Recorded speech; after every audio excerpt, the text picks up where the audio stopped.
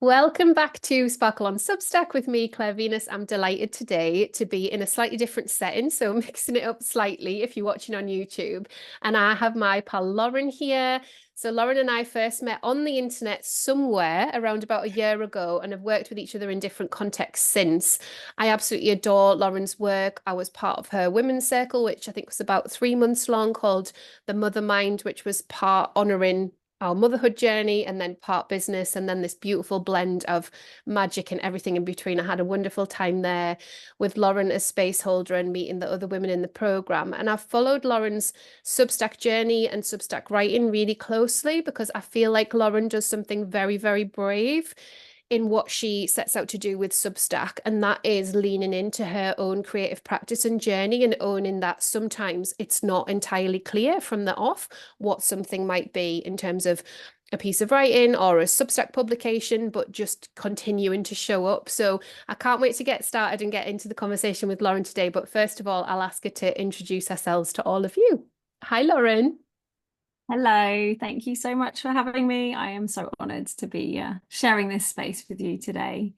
And thank you for that lovely little segue in. It was, yeah, the mother mind was just beautiful. So um, I this is the question that I always struggle with, introducing myself because I'm a true multi-passionate, multifaceted being. At the top is I am a mum of two daughters. But in their early years, so my youngest is nearly 17 months, my oldest is 4.5, so very much in that kind of thick of it in the early years anyway. And my work, my heart and soul work in the world is very multi-dimensional, from holding women's circles online and in person to designing websites and branding for other mostly women on there who are walking the path of doing their heart and soul work, to writing, to podcasting, to human design, to holding space in mentoring capacities for other women. So there are many layers. No week, no day is the same. And I very much kind of am merging it alongside motherhood as well at the moment. So it's quite often a little bit wild, shall we say? Wild and chaotic. But yeah, my publication on Substack is held by Lauren Barber, and that has been going for just over a year. Beautiful. Yeah. And I'd love to just step back in time if we can remember. And I know there's a lot gone on within this first year. And obviously, when we're transitioning through children's early years as well, it can feel like, how is that only a year? But also, wow, what an amazing amount to have achieved in a year. So I know that you started off with a slightly different identity for your Substack publication. I wonder if you could talk us through the evolution and how that's felt and why you made the decision to transition the name when you did. Absolutely. So before I came to Substack, I had this kind of download of an idea, and it was the mother well, a place to really like nourish the mother, a sort of the wellspring idea, I guess, and that's always been at the heart of my work, has often been like replenishing through practices, through yoga, through meditation, through restorative practices. And so I had this kind of like the name, but I didn't know what it was going to be for. So when my youngest was about 3 months old, so yeah, it was March last year in 2023, forget what year it is. Then I just had the urge to sit down. She was in my chest in the sling asleep, and the early days where they sleep for hours. And I just sat down and I just thought, okay, I'm going to start a Substack. I'd seen a few other people that I followed and connected with, and I had reservations because I was like, I don't know if I can do another thing. But I thought, well, I'm just going to do this for fun and for creativity and to recommit to my writing, because I've always been a writer and I blogged for years and years and years. But when my first daughter came along, I was still writing to a point, but it sort of dried up a bit and I just didn't have that spark. Whereas then when my second daughter came along, there was like, okay, I need to write about this to integrate my experience and everything that I'm kind of moving through. So I just thought, I'm just going to start it and see what happens. And so it was born as the Mother Well. And I I guess the evolution of it really was, I haven't done anything major to promote it other than write what I want to write. And I've kind of dabbled with, optimizing certain things, but I haven't had the capacity and time and space to really, really like actively push it. I just wanted to just show up and write whatever was on my heart in that moment. And I quite quickly committed to, okay, I'm going to write once a week. I'm going to write once a week on a Wednesday, because it held me accountable. And I know that in the past I have sort of drifted away from that commitment to the writing. And I knew that I needed like a deep need to write. It wasn't even that I want, it was like a need. So I just wrote like every week, and I just the beauty of Substack kind of did it for me, to be honest. Like, it just connected me with other people that resonated with the words, and then just grew from there. And it grew quicker than I thought. Not at any, it wasn't like a drastic overnight jump, but it did grow organically really beautifully. And then towards the end of last year, I was feeling a little bit more clear on like what this space was becoming, and that actually the Motherwell felt a little bit restrictive at that moment. And I just wanted to, like, I've been doing, going through the second matrescence with my youngest daughter, like there's another version of me obviously coming through, and I was getting clearer and clearer on my work in the world and my purpose, and like the stuff that really lights me up. And that is, in a very general way, that is holding space for other people. So this like very simple word came through as the name for my publication, and it was just held, by Lauren Barber. I kind of added that bit in, but just held, because that is how I want people to feel when they come and land on any piece of writing. I want them to feel that sense of almost like stepping into circle with me, whether it's through a meditation practice, yoga nidra, through a virtual circle, through just the words. That's kind of how I wanted it to feel for people. And so in January, I changed the name. I didn't do any major like big relaunch, but I just, changed the name and told people why. And yeah, I've just been continuing really. And it just feels flawless. Like, to hear you explain how you want people to feel, that's definitely how I feel as a reader.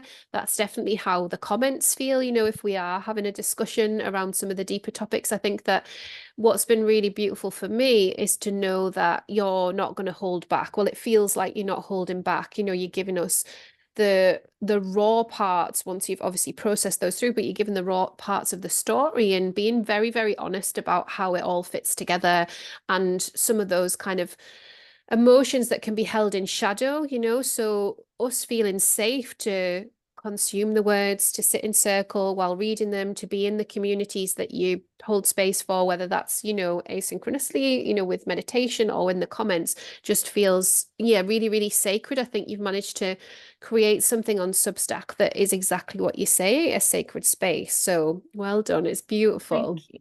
Thank you. When you were talking, and I was thinking about where my brain's been at the moment, and the conversations I still keep having with people around social media and self-expression on social media, I'm super curious, just from a point of view of your specific creative practice, what it's enabled for you to do this longer form writing on a platform that was started for writers and now is very much invited, for all creatives.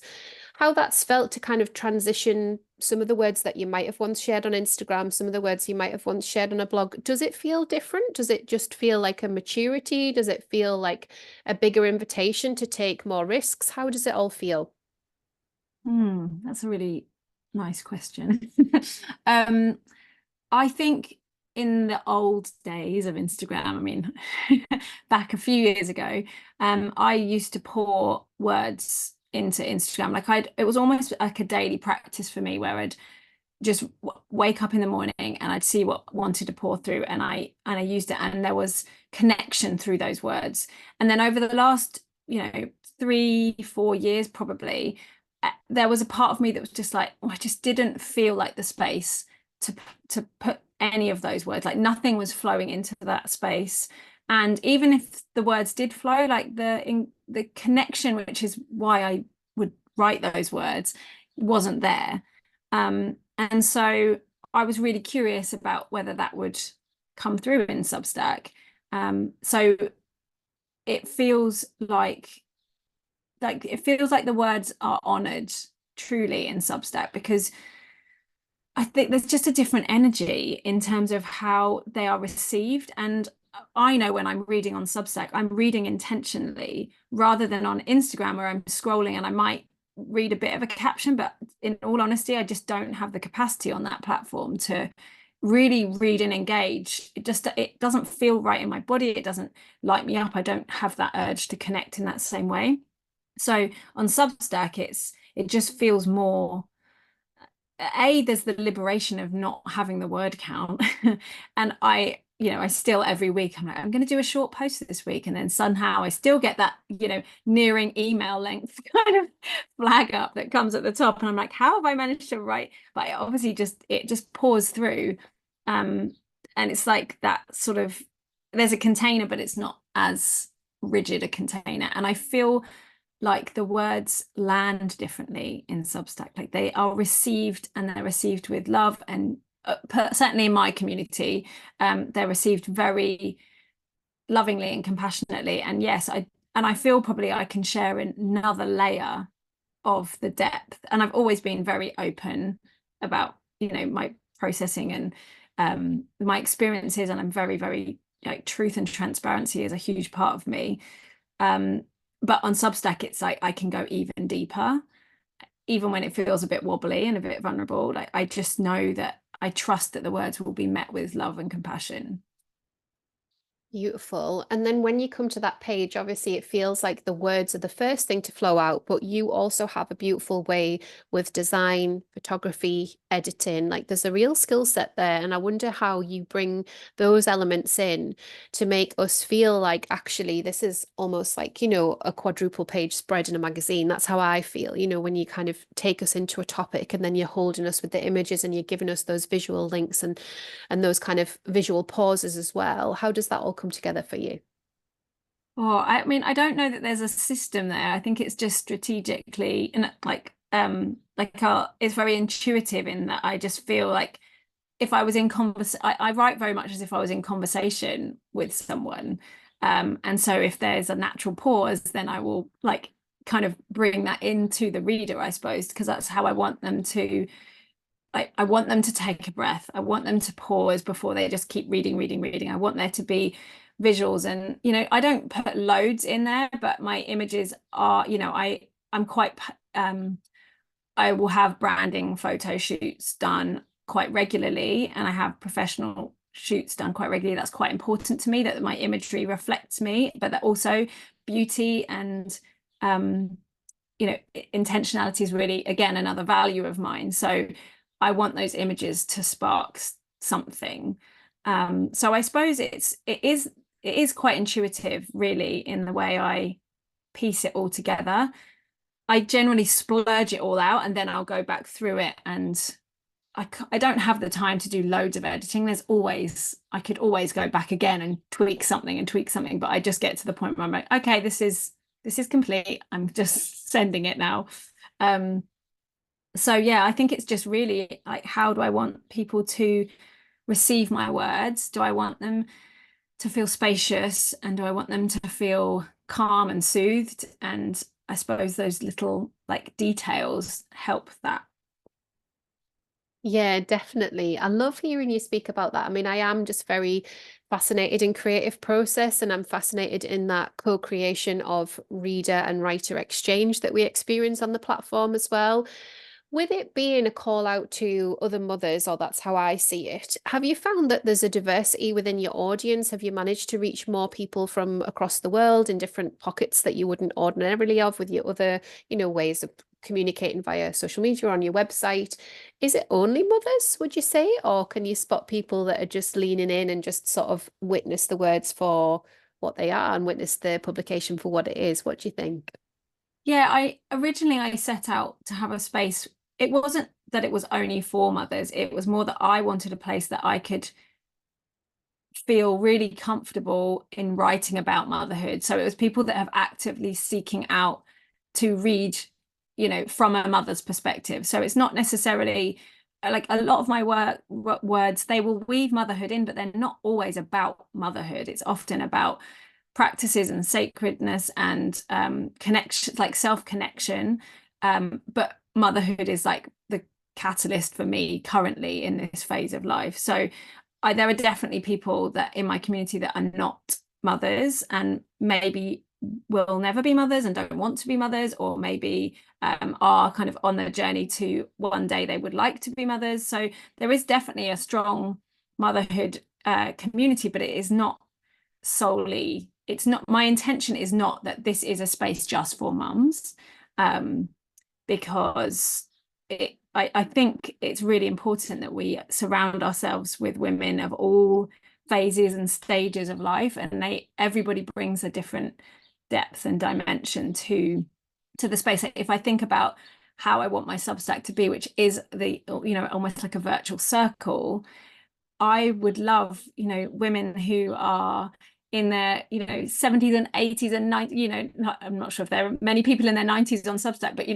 I would love that, like the wisdom of the elders, and I would love the like maiden young energy that's coming through, and then other mothers at different stages of motherhood. Like I feel like we miss in life so much of that like diversity. It's like you're often surrounded by people only in the same phase as you, and that's quite a lot of pressure, particularly in the early years where you really need the whole support. So I've loved the fact that there are lots of people, and I did a survey at the beginning of this year, and I predominantly put it out through Substack. It was a survey that I created on my site. I don't think the survey function was there at that point. But I think I was really bold over. I think I had about 60 or 70 responses to it, which I've never had that response to a survey before when I've done things before Substack, which proves to me that like the audience that are there are really engaged and wanting to be like in conversation. But the diversity there was lots of people that haven't got children. There was people that have got older children that have grown up and left home. There were people that were pregnant and like on that journey. So yeah, it's so beautiful to be able to create a space like that. So yes, in answer to your question, yes, there is a lot of diversity, I I think. love that. And I think it's just really interesting for people to hear. I think, we've been conditioned slightly to feel like we've got to have a niche or design a niche or be really clear in one space about what we offer to the world, whether that's through our photography, video, writing, social media. And actually on Substack, there's a massive permission slip to say, this is a thread that I'm weaving through. It could be permanent, it could be temporary, and take our readers with us on that journey. And I think that you do that really, really well. And I feel like I just want to put that out there for anybody that's kind of going, well, I could start a Substack, but what will my niche be? And it's not necessarily like that. It's a place where you get to explore what is calling you to the page and then see where that goes, isn't it? And it's one of the most beautiful things about it. I've definitely been on such a journey the last 2 years with almost a rebellion against the niche, really. I feel like that's what it's been. It's like, yeah, I just wanted to dismiss everything about that.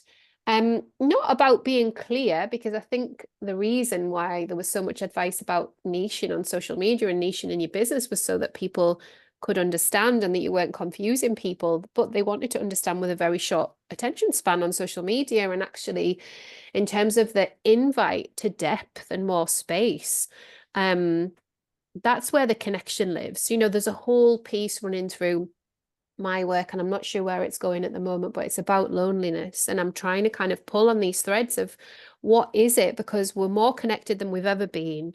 We have these beautiful spaces that we can step into, that we can spend time, few minutes or maybe even half an hour in a meditation. We'll have so much access, but there's a loneliness epidemic. And I'm so curious about what is that, and like, why is that, and what what's happened, So I've gone on a slight tangent, Mm. but there's something around just being able to be the whole embodied version of ourselves that feels safe to be that person online and have that met with space and time, I think. I love a tangent and I love talking, going deep, you know me.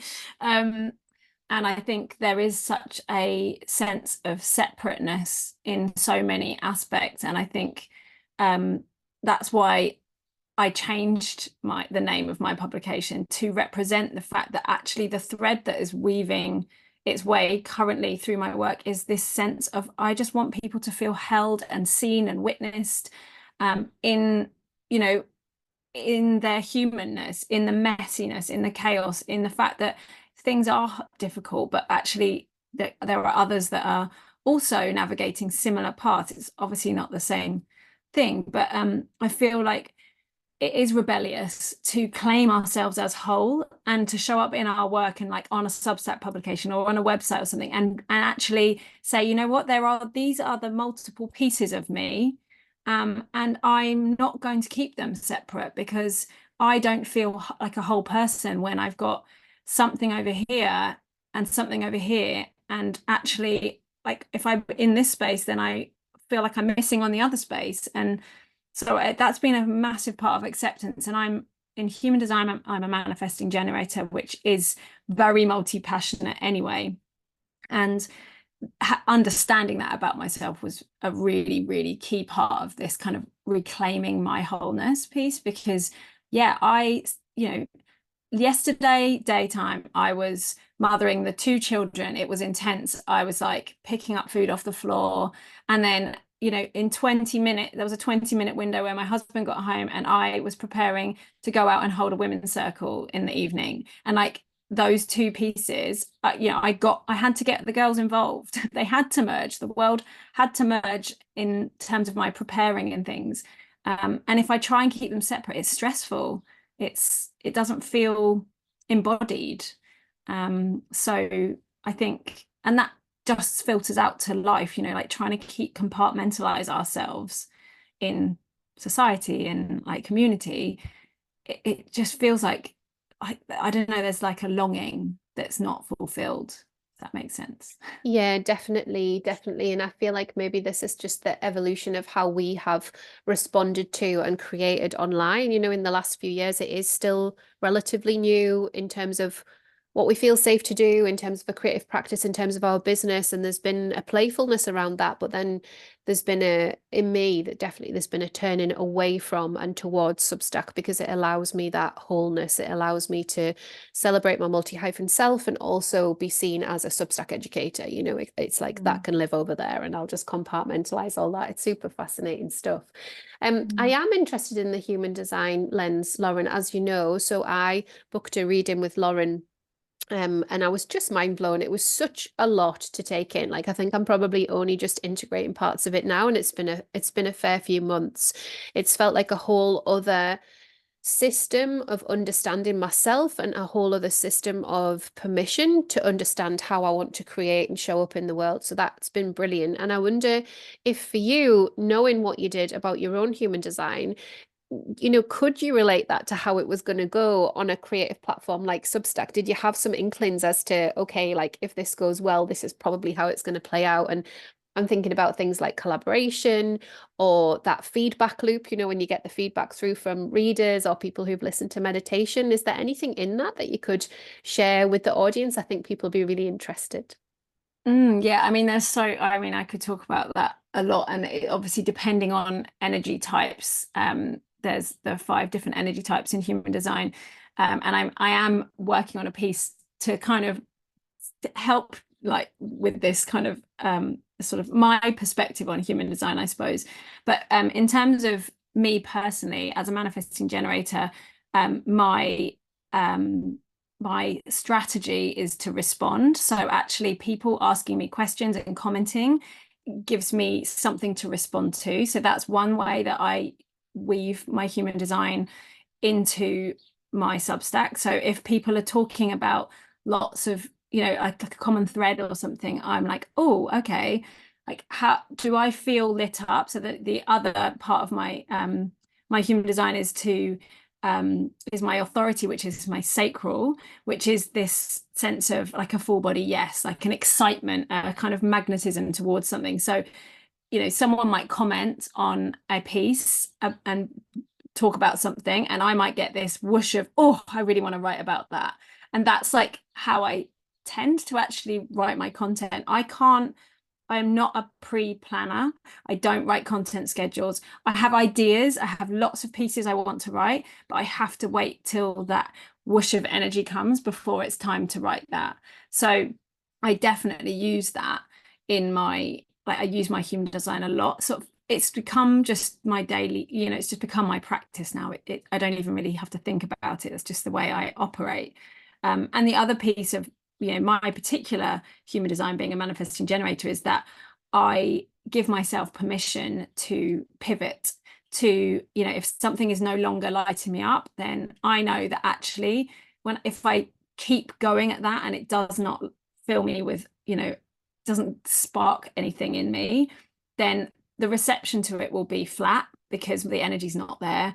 And I will just feel drained by writing it, and it will feel heavy, and I won't want to do it, and I won't want to show up to my writing. So I have to give myself permission to, the moment something starts to feel heavy, I have to let that go, and then I'm, tune into what is sparking something. It also means I have to honor the pauses and the voids, because sometimes that spark isn't instantly there. Sometimes I have to let go of something in order to like be met with the next layer. And that can be difficult, especially in a world where we're, like, you got to be consistent. We've got to do this. We've got to keep churning stuff out. I can't churn stuff out. Yeah, I think it's really interesting to lean into this space. And also, we're very aware of our cycles and cyclically how we feel within a given month, but also how we feel within the seasons. I think there's something really interesting around managing this energy. So I'm trying something new in my creative practice at the moment, and I have like 5 pieces written for Creatively Conscious, and I'm not in a rush for them to go out. So this is the very first time this has happened. Usually, I've literally got 1,001 ideas. So I'm never short of ideas, but I want to come to the page, like you say, and then once I'm riding that energy, it's like, well, this may as well go out now, So, but there's been this really interesting part, and it's helped with the human design reflections and some other coaching I've had as well around. There's so much to say, but I also feel like in this projector space, that is not going to be infinite. Like, I think, earlier in the year and last year as well, I was in this space where I was dancing with a type of burnout where I was like, I can still keep going, but I don't feel the same. Like, I feel strange. So what I'm trying to do is kind of counterbalance that now and go, okay, I'm going to really enjoy writing the piece. And then I'm going to just let it sit in drafts on Creatively Conscious. It's slightly different on Sparkle at the moment because I've got that kind of content plan. But when I go into drafts and I see those pieces, there's not, the excitement dies, right? So I can see them all in draft and they're ready to go, but the excitement for publishing them isn't there. So there's this really interesting dance of going, when I'm in the middle of writing a piece, okay, I really want to send it out, but I'm not going to. I'm just going to put it on pause. And then my aim is to just get, a collection. You're like, maybe there'll be 10 there, I don't know. And then review, almost like go back through my creative process and understand and piece together why I've written those pieces. Because I think, like you, sometimes they're in response to things that I'm feeling very deeply. Sometimes they're in response to the seasons and what's going on outside, and they feel very of the moment. And actually, I'm trying to apply a different filter to that and trying to just hold space for more editing. So that's one of the reasons that I'm doing it, but also more space holding for seeing what pours out, and then how I want to translate that as a piece that fits with my wider ecosystem. So on Creatively Conscious, mainly I talk about wholehearted living, which I see as designing your own life, essentially, working part-time around the kids, opting out of a lot of societal pressures, all that sort of stuff, and then self-seeding your business, which is really around helping your business to grow even when you want to rest and sleep and do all the things. So then I'm starting to see, okay, like where do these pieces fit? And is this just a pouring out of something that I wanted to say that'll turn into something else? Or is it a written piece? Actually, like, is that the start of a short course? Like, so I'm questioning more around how the work is pouring out, and I'm really enjoying it. So although it's hard not to press publish, I think it's good for me. I love that also because, with that projector energy, maybe the invitation and the audience are not quite ready for it yet. And there'll be that spark of something that it'll let you know that right now it's time. Like it'll be that instinct because you're splenic projector, aren't you? So it's like that intuitive, like gut, right, it's time. And I feel like it's such a beautiful way to honor your energy type and your creative process as well, like to just wait and know that when you do get that instant like yep, it's time, there it will be received and met with a much more receptive audience, I guess. Yeah, for sure. So it's like picking up that energy again. That's what the play is. It's like there's the energy, it's poured out, and then leaving it, editing, picking up the energy again, sitting with it. And yeah, we will see. I'd Mm. love to talk to you about paywalls and when you make the decision for something to be paywalled and how that's all felt. So, obviously, the biggest question I get after How to Grow on Substack is how on earth do you decide what to paywall when you want to be read? So, yes, we want to hold a more intimate space behind the paywall potentially, but we've written a piece, and where does that paywall go? What do we do with it? How do we do that? Or do we just write for a paid audience and write for our free subscribers in a different way, our readers in a different way? How's it felt for you navigating that, Lauren? Oh, I feel like I'm really at the early stages of this kind of journey with the paywall side of things because my feeling is that my writing, like in its purity, is not paywalled content. It's so the way I'm currently working with like paid versus not paid is that the practices of remembrance, so meditations, yoga nidras, and circles or anything like that, the sort of more like the offerings are behind a paywall. And I've created what I call the vault in my Substack kind of ecosystem, which is where everything that's been paid, like everything that is behind a paywall, is in that space. So someone joins and becomes a paid member, they can go and access all the previous practices. And I also have recently brought my podcast over to Substack. My podcast is very spontaneous, should we say, at the moment still. Again, it's kind of fitting in around the edges of motherhood.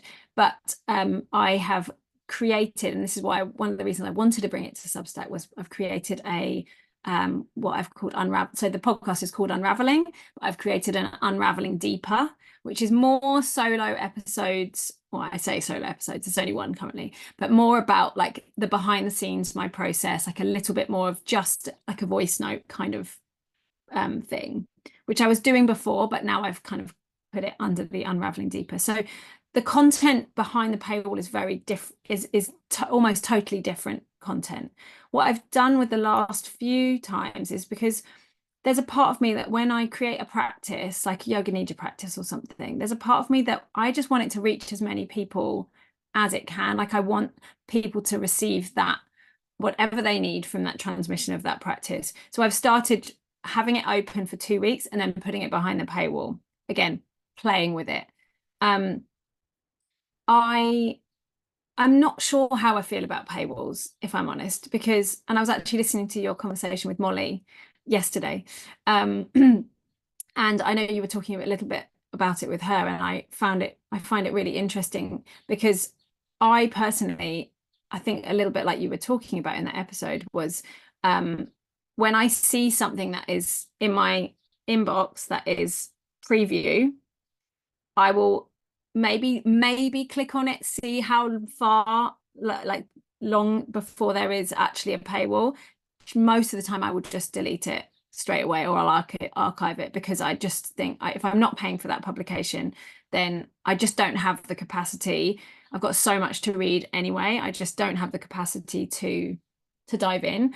So I was thinking yesterday, I was like, oh, I wonder if actually, how would it work if you just had kept things separately? So you didn't even have, paid stuff was kind of not sent out to everyone.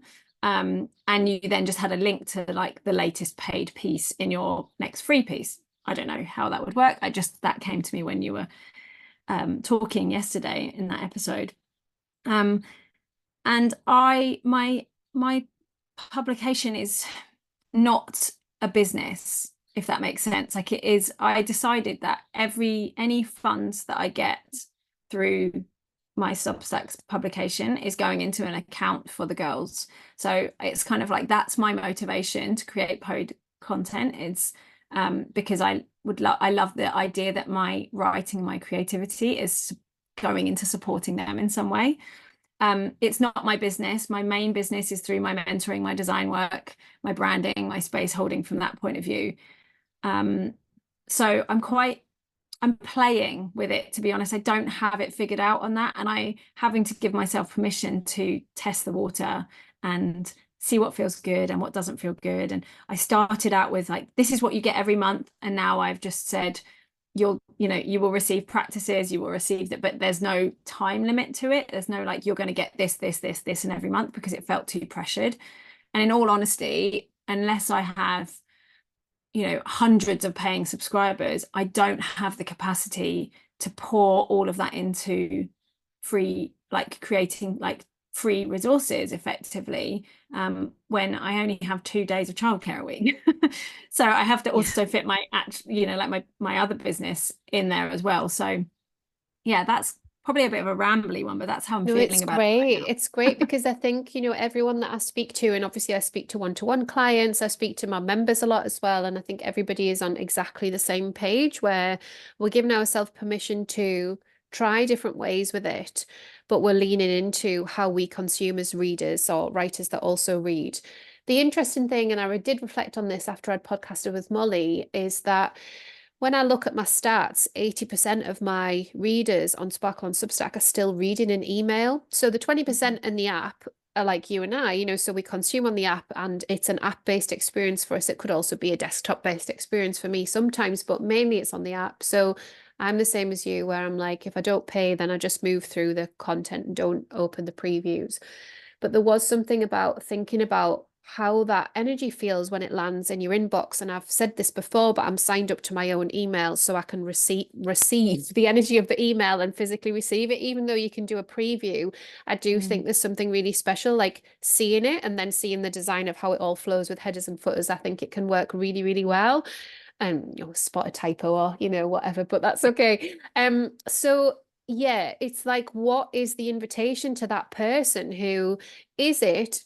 Come and pay, because then shouldn't we just be doing an email that says come and pay? This is all, when we paywall, it is an invitation to pay, but it's also a block and a barrier. So yeah, for me, I'm playing around with the post will be open access, and I'll be inviting people into the comments, and then linked in the post will be other resources that are paid or for Diamond members. That's what's working on Sparkle.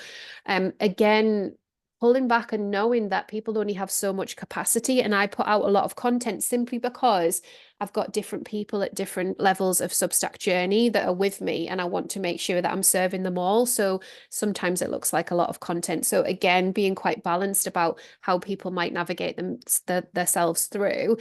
I think also that point you make about the season that we're in, you and I were chatting business, and we were chatting about a launch, weren't we? We were sort of supporting each other on WhatsApp around this launch energy. Like we both wanted to launch a program, and they were quite different, but there was some similarities there in how we wanted to feel held in that. And so just to have a space to land to say, how's this going? And should we try this? And how was this for you? Was really, really lovely. And talking to you about all of that was gorgeous for me, and it was of its moment. And then what ended up happening is the program that we were talking about that you were launching, I ended up then joining like 3 months later or something, because that was the perfect time for me. And I do think, you know, it's it's business in lots of ways with paywall, because there's money involved, but there is this dance of knowing that it's not a failure. Like if you put out a post to try and convert people to paid, and it doesn't look like anybody has, they might just be doing that. They're saving that for later. Or, somebody wrote to me the last time I did a discount and said, this is the exact amount of money that I've got saved, the exact amount. It's just like, this is so sweet. So they'd literally been saving up and like putting money aside to join Sparkle. And I just thought it was the most magic thing. So we can't know, can we? We can't always know how something's landing. And the more we talk to our readers and the more we understand how we're consuming a brand new platform, let's be honest, the better, the more we can support each other. But I do think, like you say, Lauren, there is that kind of visceral gut reaction to know, okay, this is what feels good for now. Yeah, absolutely. I'm really kind of open to just playing with it, to be honest. And what I like when I create a meditation or yoga nidra, like I really want people to receive it. I don't want the paywall.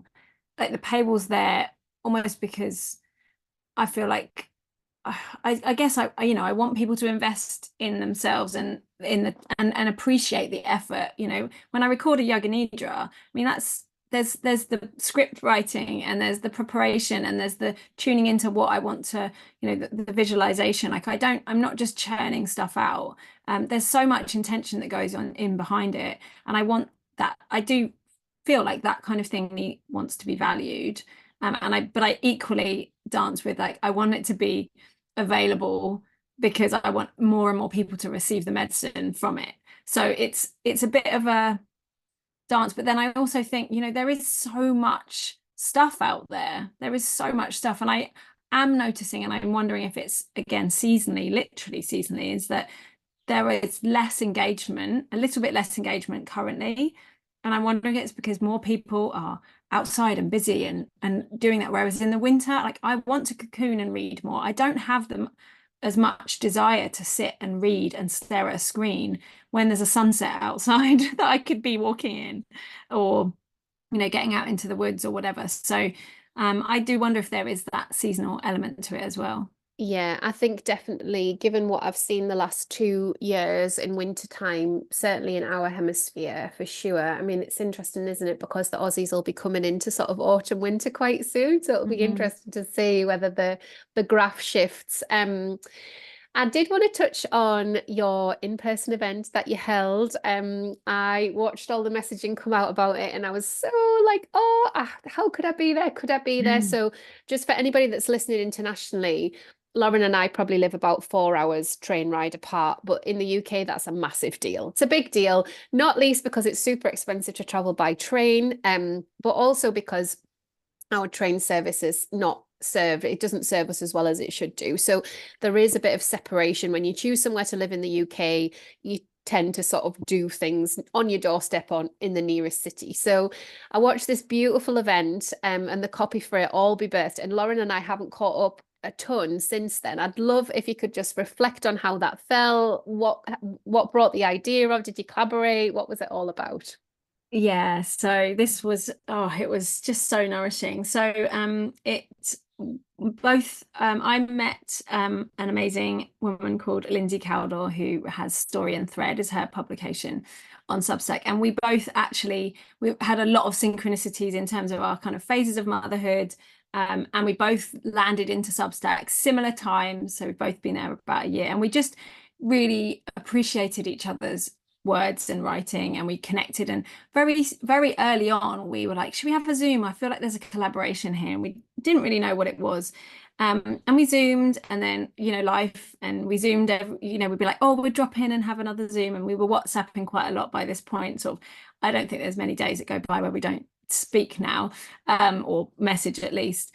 And we just gradually we sort of planted this seed of, okay, wouldn't it be amazing to have an event where we could gather other Substack writers in London, and not like a networking event, but a sacred circle, like really nourish their creativity, because both of us have a background in yoga teaching. And she's in PR, she's been in PR. I've obviously been in marketing and branding. And so we have a lot of storytelling skill sets in terms of our business, but also we're in very similar, we just have a lot of there's a lot of things that complement each other about each other, but there's also a lot of similarities. So we kind of finally decided we're just going to set a date. I think we set the date back in like the end of last year, and we looked for a venue and things like that. And my publication being held, her publication being story and thread, on a WhatsApp conversation, it was like, oh, holding stories, like it merges the two. And so we just kind of were taking it one step at a time. We had a big like list of ideas, but at the same time we were like very much focusing on, okay, we're going to run an in-person event in London, and we're just putting our energy into that. So we found a beautiful venue in Shoreditch called Fire and Alchemy, which again aligned with all of our values, like very sacred, very like a beautiful space where we could really create a like Lindsay created this most beautiful altar. We bought, nourishing snacks. We had sheepskin and, all the furries and the coziness. And we brought together the replenishing side, so yoga nidra, a little bit of embodiment, a little bit of movement. And then like journaling, creative reflection time and connection time in circle to share thoughts and ideas. And we had I'm trying to remember, I think there were six other women joined us from all over the place, and it was so rich to be in person again. It just confirmed to both of us that yes, online is wonderful, and we've made these connections through online. Without online it wouldn't be possible, but actually to be in person with people and the depth that you can go with someone when you're in their energy, and what can happen when you create this sacred space for creativity. Because most of us, like, we have busy lives, motherhood or no motherhood, life is busy, and to intentionally carve out what all we wanted to do was really give people a chunk of time where they could devote themselves to their creative process, to the stories that are kind of bubbling up, waiting to be told, and hopefully go away and take some action on that. And I think everyone that came, like, there has been something that has been created with, not saying that it wouldn't have happened without that event, but there were things that were spoken of in that circle that then we're starting to see come to life now, which is just magical. It's like, that is the alchemy. So yeah, that event in London is the first of hopefully many. How exciting. I just love hearing about this. And I love hearing about those journeys of how we connect online and where those journeys go. Obviously something very dear to my heart and something that feels very new to us and very possible.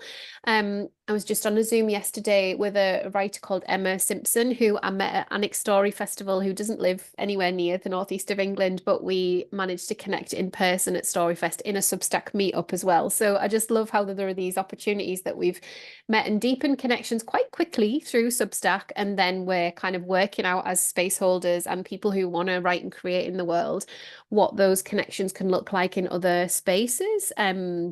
Yeah, it's just such beautiful work. So watch this space for more events, and then by the time the podcast goes out, maybe there'll be something else that people can sign up to. But it sounded and looked absolutely gorgeous, and I just know that there'll be so many people that would really benefit from being in that sort of space. It's really interesting thinking about writerly retreats and retreating and going to other spaces to write.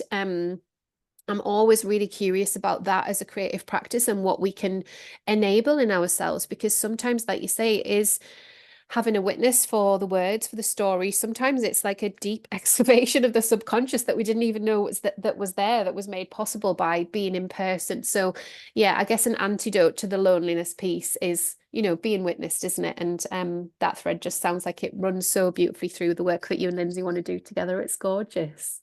Yeah, it's giving us both a space also away from our existing publications to call on our skill sets in other areas. So weaving in Lindsay's background with PR and storytelling from that point of view, and my experience with marketing and branding and design, and my experience from that way, and then like meeting. So it's kind of like that strategy meets sacredness and the seasonality piece, and it's basically just like a merging of everything that we love together, but to collaborate. Just there is like my nervous system when creating an event alongside someone Mm. feels so much more soothed. And we Mm. are supposed to do this with other people. Like we should be in community around doing this. And it's just, it is so beautiful to be weaving Yeah. Yeah. together with other women. Yeah. And finding those places to weave with where values align, and it just feels almost effortless. It feels like this is what we're meant to be doing. Beautiful.